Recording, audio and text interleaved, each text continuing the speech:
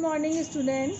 Today we start our first chapter of political science for class 11 because our periodic test will be start with next week.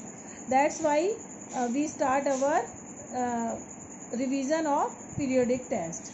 So in first chapter, constitution, why and how, and the philosophy of the constitution. So as you know something about the name of chapter, कि why we need a constitution, how we make our constitution, and what are the philosophy of the our constitution. ठीक है, तो ये हम start करेंगे. In 9th class you also read this chapter in Constituent Assembly. पढ़ा था आप लोगों ने 9th क्लास के अंदर, तो वो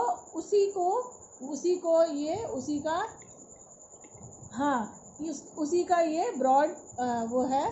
हाँ, तो कॉन्सेप्ट है इसमें कॉन्स्टिट्यूशन आप कुछ बच्चों को रिमेंबर भी होगा कि a written document that contains rules and regulation in which country is governed. ठीक है, किसी भी इंस्टीट्यूशन को चलाने के लिए, फैमिली को चलाने के लिए कुछ बेसिक रूल्स एंड रेगुलेशंस होते हैं, तभी वो इंडस्ट्री, होम एंड कोई भी जो इंस्टीट्यूशन होता है उसके जो बेसिक रूल्स होते हैं. ठीक, स्कूल कॉलेजेस है ना, हमारे भी है ना कि इतने टाइमिंग होंगे, इतना ये होगा, इस तरह पीरियड होगा, है ना, सब्जेक्ट वाइज है, तो हर चीज़ जो है वो करनी पड़ती है, तभी वो अच्छे से गवर्न होता है. तो इसी तरह जिस कंट्री का कॉन्स्टिट्यूशन स्ट्रॉन्ग है तो उसमें जो है एडमिनिस्ट्रेशन बहुत इजी हो जाता है, और वो वहाँ पर जो है both governments as well as the citizens वो जो है हैप्पीली वर्क कर सकते हैं. It is also called soul of democracy. Democracy मैंने अभी बताया कि हैप्पीली कब रहेंगे पब्लिक, जब उनके पास कुछ राइट्स होंगे और रूल ऑफ लॉ होगा, सब कुछ, all the citizens follow some rules, then we say that country is a democratic country. Rule of law is one features of democracy, one features of democracy. हाँ, equality before law है ना, तो ये आपने पढ़ा था, ये भी आपका 9th क्लास के अंदर, सिविक्स के अंदर भी ये पूरा चैप्टर था. ठीक है, now it is a set of rules, so countries adopt it, so run their own countries according to them. ठीक है, हमारा क्या है कि इसमें बहुत सारे रूल्स होते हैं और जिसको कोई कंट्री मानता है और जिसके अकॉर्डिंग हम उनको अपने कंट्री को चलाते हैं. So next topic, why do we need a constitution. Need क्यों पड़ती है भाई, ऐसी सब मानने लगे, सब एक चीज़ पे एग्री हो जाए और चलने लगेगा? नहीं. It provide a set of basic rule for the coordination among the members of society. ठीक है, सभी कोऑर्डिनेशन की ज़रूरत होती है किसी भी इंस्टीट्यूशन को, किसी भी फैमिली को चलाने के लिए, तो वही सब ये हमारे कंट्री को चलाने के लिए जो कोऑर्डिनेशन का काम करता है वो कौन करता है? हमारा कॉन्स्टिट्यूशन करता है. It specifies who has the power to make decision in society. ठीक है, गवर्नमेंट कैसे बनेगी, कौन लॉ मेकिंग इंस्टीट्यूशन क्या है हमारे यहाँ? पार्लियामेंट. पार्लियामेंट में क्या होता है, सबसे मेन वर्क क्या होता है उसकी responsibility? Making law for us. So ये कौन डिसाइड करता है? लेजिस्लेचर किसके अकॉर्डिंग वर्क करती है? कॉन्स्टिट्यूशन के अकॉर्डिंग. भाई ये भी तो हमारे कॉन्स्टिट्यूशन में लिखा है कि इंडियन गवर्नमेंट है उनके 3 ऑर्गन होंगे. लेजिस्लेचर का काम लॉ मेकिंग होगा, एग्जीक्यूटिव का उन्हें गवर्न कराना होगा, एंड जो जुडिशियल है वो इंडिपेंडेंट होगी. तो ये सब कहाँ पर लिखा है? हमारे कॉन्स्टिट्यूशन में लिखा है. ऐसा तो नहीं हुआ 70 साल में कि कोई गवर्नमेंट आई और उसने एग्जीक्यूटिव को दे दिया लॉ मेकिंग का काम. नहीं हुआ, क्योंकि ये हमारा कॉन्स्टिट्यूशन अलाउ नहीं करता. ठीक है ना. अब नेक्स्ट है, a constitution is a set of sub limits on the power of government and can impose on its citizen, government may never violate them. इसमें क्या है कि कुछ कॉन्स्टिट्यूशन जो है वो सरकार को पावर तो देता है लॉ मेकिंग की, डिसीजन मेकिंग की, पर जो उसको उसकी पावर को चेक भी करता है, उसकी पावर को लिमिट भी रखता है कि वो किसी तरह से पब्लिक को, जो हमारे सिटीजन्स को वो ना कर सके. Next, the constitution provide that government to fulfill the aspirations of society and create condition for just a society. It is the duty of government that कि फंडामेंटल राइट को सिक्योर करे वो हमारे, और जैसा कि सोसाइटी चाहती है, जैसी उनकी उम्मीदें हैं, जो उनकी आशाएं हैं, उनको पूरा करने की कोशिश करे. It is also contribute for the development of the country.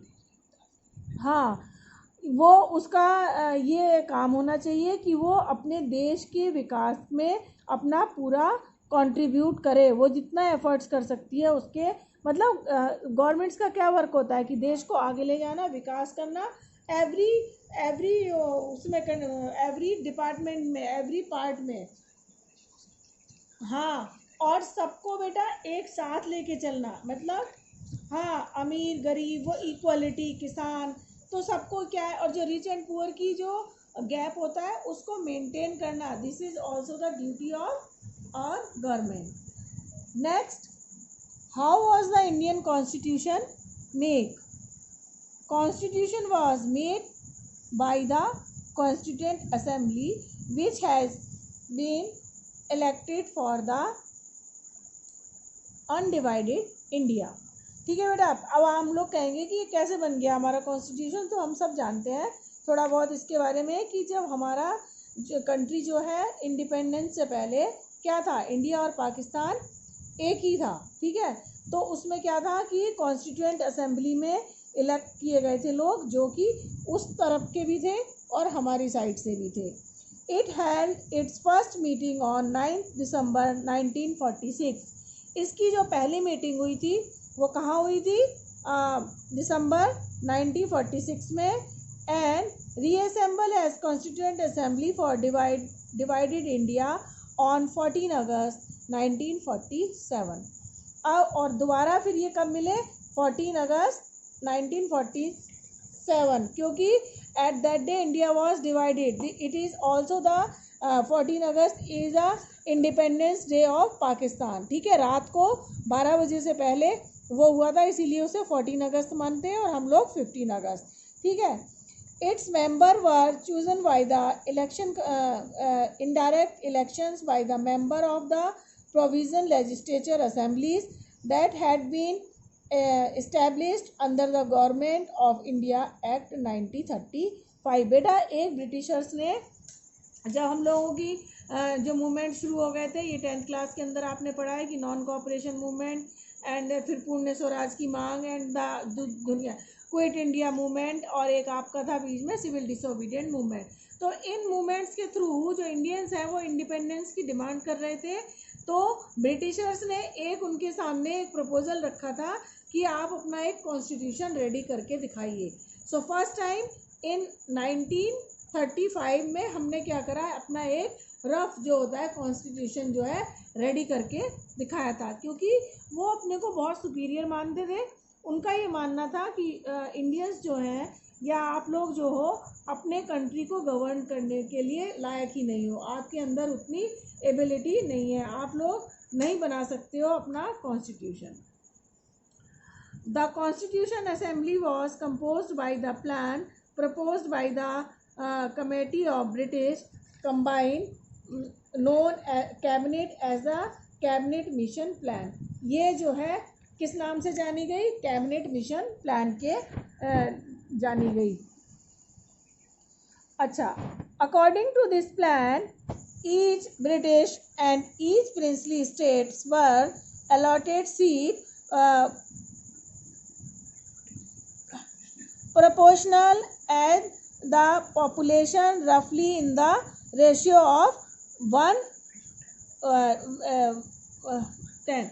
It means कि उसमें बेटा देखो प्रोविजंस जो ब्रिटिश जो डायरेक्ट इंडिया की जो स्टेट थी वो डायरेक्टली जो ब्रिटिशर्स के कंट्रोल में थी, और प्रिंसली स्टेट वो थी कि जो हमारे जो प्रिंसेस जो हमारे राजा थे उनके हाथ में थी, बट वो इनडायरेक्टली क्या थे, वो टैक्सेस वगैरह जो देते थे किनको, ब्रिटिशर्स को। वैसे तो ऑल ओवर इंडिया ही किसके, ब्रिटिशर्स के अंडर में था, बट कुछ में वो डायरेक्ट रूल करते थे और कुछ के जो राजा ने हार मान ली थी और वो उनके अकॉर्डिंग जितना वो डिमांड करते थे वो उनको उतनी टैक्सेस वगैरह दे देते थे। तो उसके प्रपोर्शन में ये हुई, तो इसमें ये आपकी पॉपुलेशन डिसाइड हो गई थी, जिसमें ये क्या था कि उसके अकॉर्डिंग वहाँ पर उतने जो कॉन्स्टिट्यूएंट असेंबली है उसमें जगह दी गई। As a result the province that were under the direct British rule were elect 292 members, while the princely states were allotted a minimum of 93 seats। ठीक है, इसमें फर्स्ट टाइम 292 सीट्स जो है वो प्रिंसली स्टेट्स प्रोविंस स्टेट की थी, और 93 जो है वो किसकी थी, प्रिंसली स्टेट्स की। The seats in each province were distributed among their main communities, Muslim, Sikh and Journals।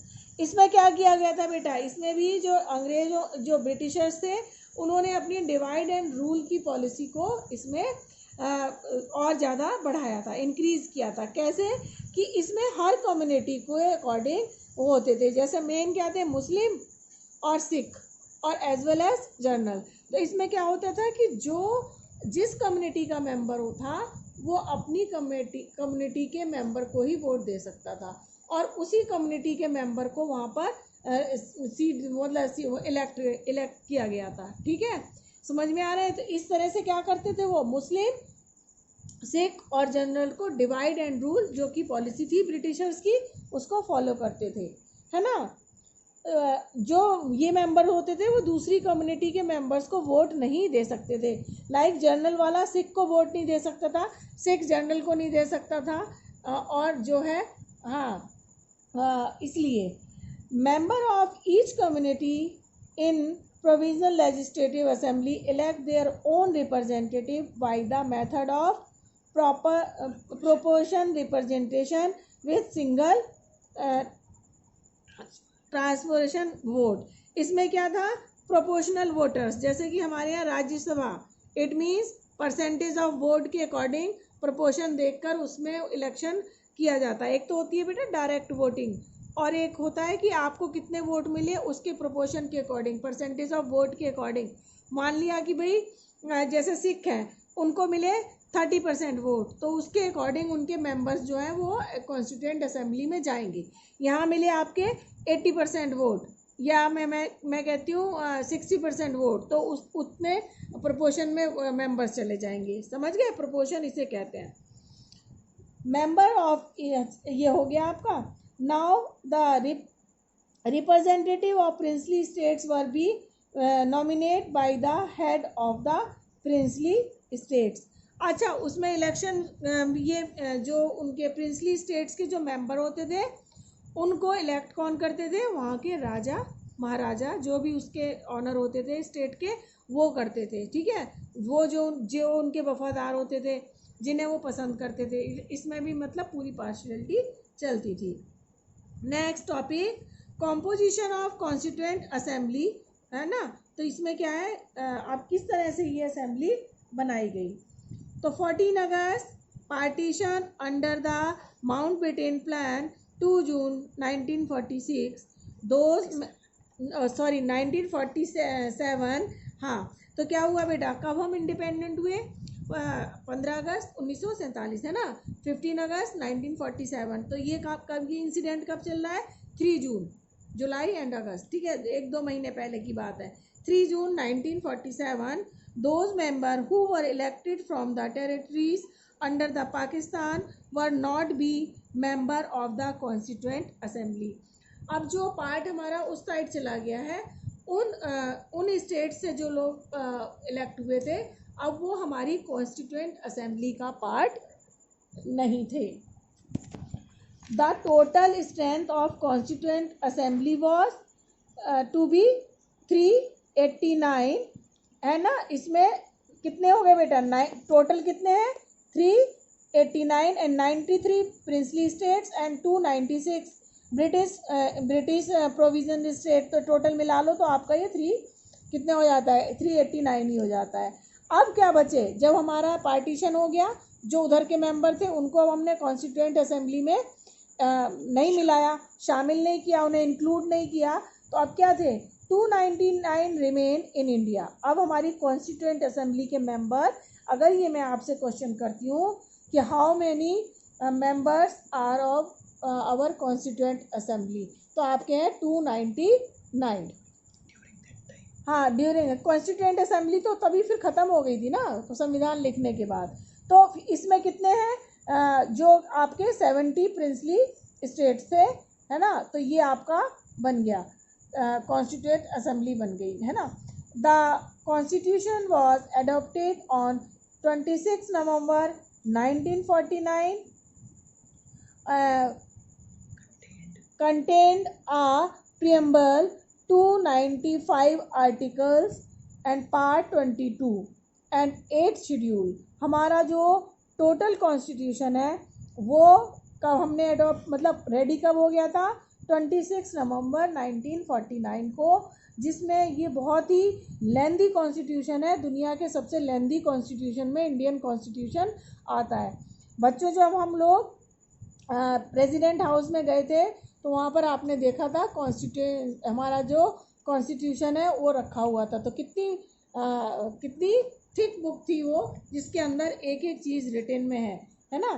तो इसमें क्या है, ये आपको पढ़ना है। अगर आप कॉम्पिटिटिव एग्ज़ाम देते हो तो ये भी आपको करना पड़ता है। 395 आर्टिकल्स हैं, 22 पार्ट्स हैं और 8 शेड्यूल्स हैं इसके अंदर, ठीक है। तब जब हमने हमारा कॉन्स्टिट्यूशन बना था, अब क्या है, अब ये बढ़कर, क्योंकि इसमें एडिंग होती रहती है, अमेंडमेंट्स होते रहते हैं, 460 जो है इसके आर्टिकल्स हैं और 25 पार्ट्स हैं एंड नाउ 12 शेड्यूल्स हो गए हैं इसके, ठीक है। Currently Indian constitution contain a preamble 460 plus articles, part and ये हो गया आपका। The constitution came into force 26 January 1950। Republic day हम लोग सेलिब्रेट करते हैं 26 जनवरी को। तो हमारा 1950 में हमने अपना कॉन्स्टिट्यूशन अडॉप्ट किया था, इनएक्टेड, मतलब हमने उसको लागू कर दिया था। उससे पहले हम ब्रिटिशर्स के अकॉर्डिंग हम अपने कंट्री को चला रहे थे, बट अब हमारा ओन कॉन्स्टिट्यूशन था, ठीक है। It took 2 years 11 month and 18 day। बेटे ये आपका हर कॉम्पिटिटिव एग्जाम्स में क्वेश्चन आता है और ये आपको वैसे भी नॉलेज होनी चाहिए हमें अपने कंट्री के अकॉर्डिंग। इसका पूरा टाइम कितना लगा? 2 साल 11 महीने और 18 डेज। हाँ, मतलब इंडिपेंडेंट तो हमारी 47 में हो गई और ये हमने किया 50 में, तो इतना टाइम इसमें लगा। First temporary president of constituent assembly was Sachchidananda. पहले जो एक टेम्परेरी बनाए गए वो कौन थे? सच्चिदानंद, है ना। ये भी देखो क्वेश्चन सब आपके बहुत अच्छे कॉम्पिटिटिव एग्जाम से और आपके एग्जाम से related important 1 word question answers हैं। And the first permanent president was doctor Rajendra Prasad. और जो हमारे फर्स्ट कॉन्स्टिट्यूएंट असेंबली के प्रेसिडेंट बने वो कौन थे? Doctor Rajendra Prasad. And president of drafting committee was doctor B.R. Ambedkar, father of architect of Indian constitution. बेटा यहाँ पर भी बच्चे बहुत ज़्यादा कंफ्यूज रहते हैं। अगर आपसे क्वेश्चन पूछा जाता है कि who is the first president of our constituent assembly, then you write the Rajendra Prasad, है ना, हमारे पहले प्रेसिडेंट भी थे ये। और अगर आपसे आता है कि who is the president of drafting committee of Indian constitution, तब आप लिखोगे B.R. अम्बेडकर। और बेटा ये भी है कि father of architect of Indian constitution, तब भी आप क्या लिखोगे? हाँ, B.R. अम्बेडकर, क्योंकि उन्होंने एक मेजर रोल प्ले किया इसके कोऑर्डिनेशन में, इसकी ड्राफ्टिंग में, इसको लिखने में, ठीक है। तो now the next topic, the principle of deliberation. अब इसमें क्या क्या हम लोगों ने इसमें प्रिंसिपल्स थे, ठीक है। तो इसमें कितने मेंबर्स थे, 299 member. There were often disagreement among the member while making constitution. बेटा ऐसा नहीं था कि इनमें बहुत ज़्यादा फ्रेंडशिप थी, ये क्या थे, इनकी हर मैटर के ऊपर बहुत ज़्यादा डिसएग्रीमेंट रहता था, मतभेद रहते थे। ये बहुत ज़्यादा डिबेट और डिस्कशन हर टॉपिक के ऊपर करते थे, ठीक है। And the difference were many, और बहुत ज़्यादा इनमें डिफरेंसेस थे। शुड इंडिया अडॉप्ट, किस किस मैटर पर, ये नहीं कि उनकी कोई अपनी पर्सनल कोई लड़ाई थी, अपने इंडियन कॉन्स्टिट्यूशन पे वो बहुत ज़्यादा सोच विचार कर रहे थे और अपने अपने तरीके से अच्छा व्यू देना चाहते थे, जिस वजह से ये चल रहा था। शुड इंडिया अडॉप्ट सेंट्रलाइज्ड और डिसेंट्रलाइज्ड सिस्टम, मतलब बेटा डर था, क्योंकि इंडिपेंडेंट इंडिया के सामने सबसे पहले जो हमारी प्रिंसली स्टेट थी उनको यूनाइट करना, ये सबसे बड़ा चैलेंज था इंडिया के सामने, क्योंकि 300-350 से भी ज़्यादा प्रिंसली स्टेट थी और वो अपने अपने लॉज, अपने अपने उनके कानून थे। तो अब क्या था कि ऐसा ना हो कि फिर से हमारा देश जो है वो डिवाइडेड हो जाए डिफरेंट उसमें। तो कई जो कॉन्स्टिट्यूशन मेकर थे उनका मानना था कि फेडरल सिस्टम हमें अडॉप्ट नहीं करना चाहिए, हमें सेंट्रलाइज्ड गवर्नमेंट बनानी चाहिए। बट कुछ का मानना था कि क्योंकि हमारे यहाँ डाइवर्सिटीज़ इतनी है और जोग्राफिकली भी, कल्चरली भी, लैंग्वेज भी, तो हमें क्या है, फेडरल सिस्टम अडॉप्ट करना चाहिए। तो इन चीज़ों पे वहाँ पर वो एक दूसरे से एग्री और डिसएग्री रहते थे। What should be relation between the state and centre. हाँ, ये मेजर टॉपिक थे जिनके ऊपर खूब बहुत ज़्यादा डिबेट्स एंड डिस्कशन हुई।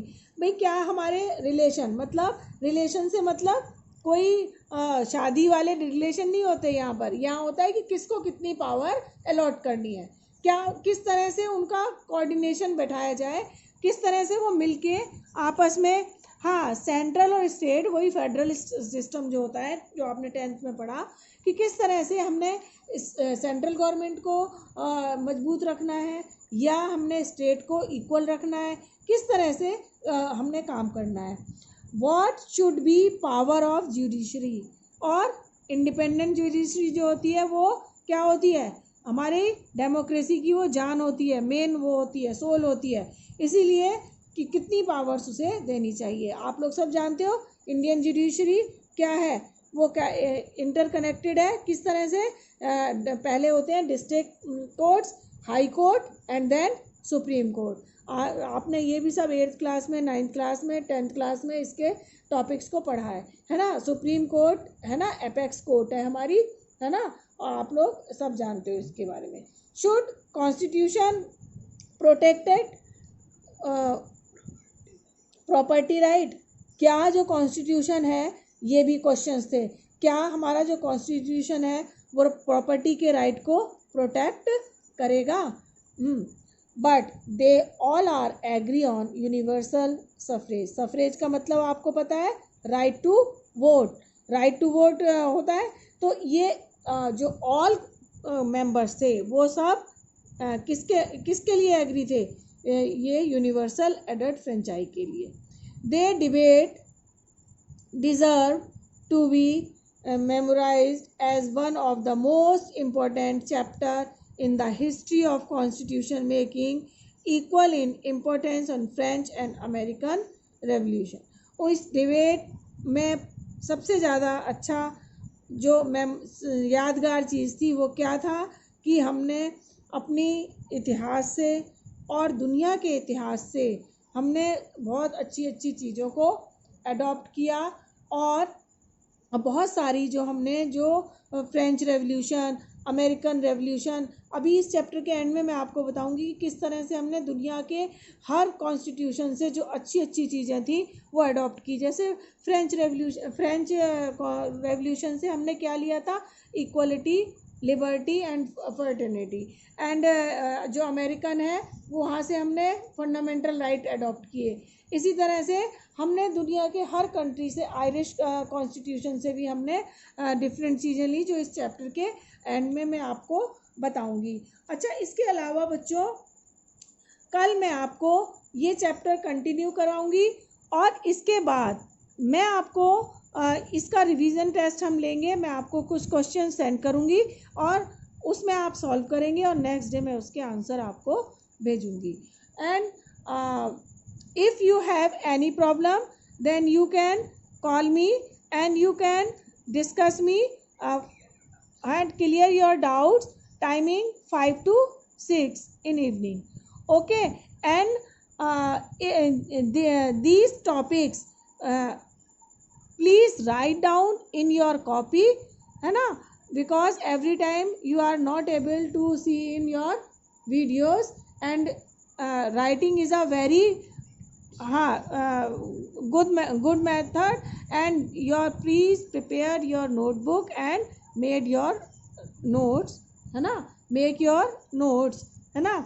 So I think you all are understand all the things, है ना.